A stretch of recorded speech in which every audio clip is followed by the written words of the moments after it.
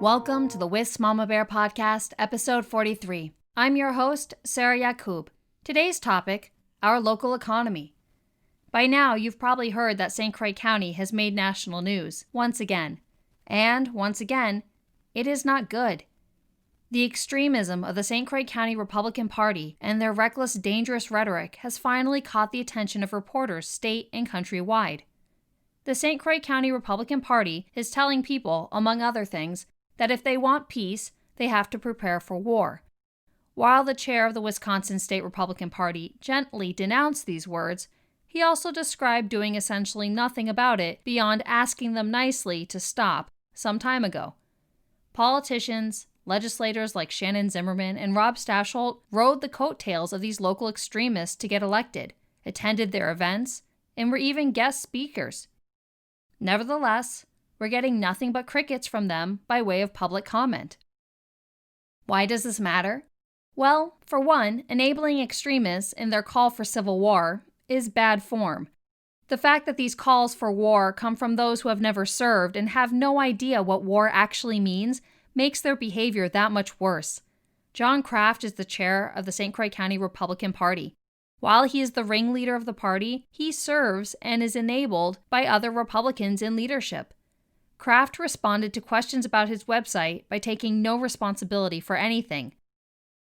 He suggested that the problem was Democrats who just misinterpreted his words.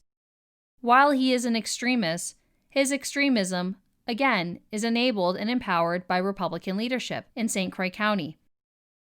John Kraft's response to the contents of his website is an embarrassment to all of us residents in St. Croix County.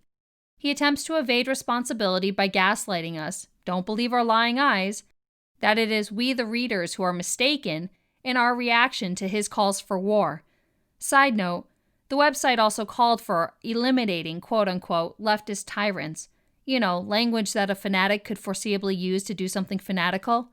It has since changed to, quote, removing instead of, quote, eliminating, but still refers to local public servants, neighbors, fellow parents, as, quote, leftist tyrants. The problem is not how Democrats interpret his reckless, dangerous rhetoric. It's how his extremist base of folks conditioned into fanaticism interpret those calls for war. I am happy to share that yesterday, St. Croix County Sheriff Scott Knutson, a Republican, publicly denounced John Kraft's words in extremism. He spoke to the horrors of the attack of our capital last week. It is a glimmer of hope for better. To Sheriff Knutson, sincerely, thank you. Last week, we as a nation watched as people believing Trump's lies waged a terrorist attack on our nation's capital. There are folks so deluded in that which con artist politicians would have them believe that they themselves stated that they would be ready to die for the cause and use God's name as if he had any part of last week's godless attack. Nothing about the attack on our capital was godly or Christian. Calls for war, as validated by the County Republican Party and enabled by the silence of local politicians, is powerful and a recipe for tragedy. It is a threat to public safety, the safety of our children and our schools. It's a threat to us and our community overall. So why else does this matter? In addition to the threat and loss of human life that comes with extremism and calls for civil war, all of this nonsense hurts our local economy. Who wants to vacation with their family in a community that is on the news for enabling and empowering local extremism? Who wants to frequent a business where they do not feel safe or welcome? Hudson, Wisconsin is a place where Democratic business owners historically don't advertise their politics for a whole host of reasons, one of which being the fear of getting blacklisted by local Republicans. Republican business owners have generally been more flamboyant with their political signs, and they've gotten away with it. It's even helped get their candidates elected. But at what cost? Trump has been voted out of office. The majority of the country wants to see him go before January 20th. We have a new president, and instead of moving forward as a community, we're stuck fighting the battles of local extremists and labeling our community as Trumpland in the process. Nothing about this is good for business. Nothing about this is good for local prosperity. Whether you are a real estate agent, local business owner, server in a restaurant, or homeowner Whatever your stake in our community, we all lose by enabling extremism. Actual accountability is hard. Strong leadership isn't socially convenient, especially in a small town. It means holding those whom you like personally accountable for their failures in leadership professionally. If you call Shannon Zimmerman's office, he hides behind his staff and an explanation that he cannot speak to the issues of the St. Croix County Republican Party because that is politics and what he is doing is government. If that sounds like a load of cow feces, you're absolutely right. It's bullshit. Side note, I sometimes hear that some people don't care that Shannon Zimmerman commits voter and election fraud to vote in and represent a district in which he doesn't actually live. According to them, he's doing what they want in office, so they don't care where he lives. A, tell me more about law and order and giving a rat's behind, but more importantly, B, mass-scale fraud greases the wheels for other corruption and failures in leadership in public office. For one, he's vulnerable to blackmail, and second, he is empowered in his refusal to ever actually answer to voters.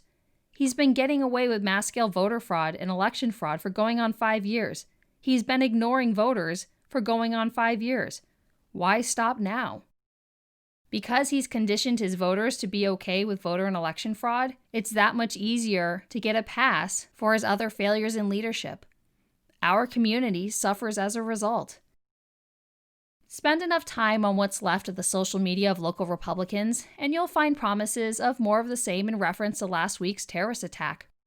The FBI is warning state capitals that Trump supporter terrorists are planning armed protests of state capitals throughout the country on Inauguration Day.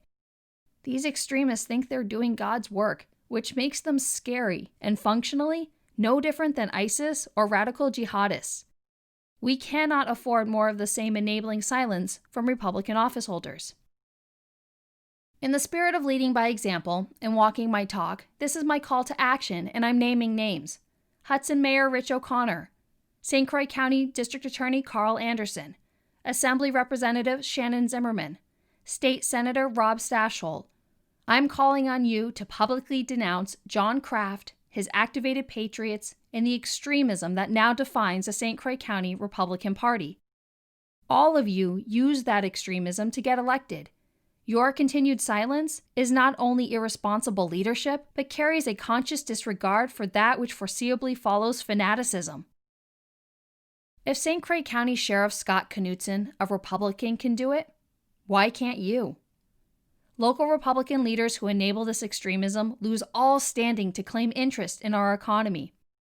You are all now playing an active role in the handicapping of our growth and prosperity on a scale that is giving our community a national label for extremism, white supremacy, ignorance, and overall bigotry. As a mother with young children, my husband and I want to raise our kids in a community with strong family values, with good schools, where they are safe and we can all thrive. I can assure you, we are not alone. Step up or step aside. Weak leadership is dangerous leadership. Episode 44 tomorrow. See you there.